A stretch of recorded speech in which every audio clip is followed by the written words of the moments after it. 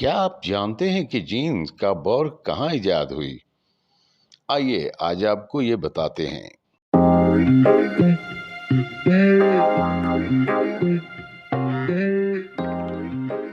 ये 16वीं सदी का जमाना है।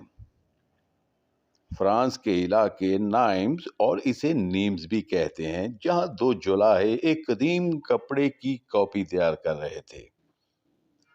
इसी मेहनत के दौरान वो नाकाम हो गए। उनसे वो कदीम कपड़े का मुतबादल तो ना बन सका, लेकिन ये जीन्स वजूद में आ गई।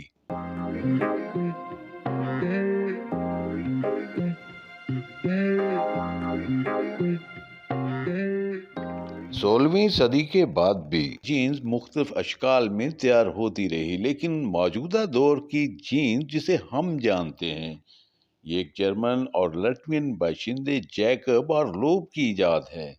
ये दोनों हिजरत करके 19वीं सदी में अमेरिका पहुंचे और दर्जी का काम किया करते थे।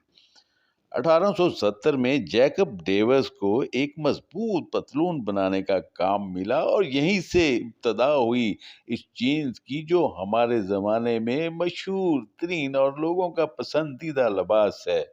और ऐसा लिबास कहाँ मिलेगा कि जिसको जितना इस्तेमाल करते जाएं, जितनी वो पुरानी होती जाए, उतनी ही वो अच्छी और मुलायम होती जाती है।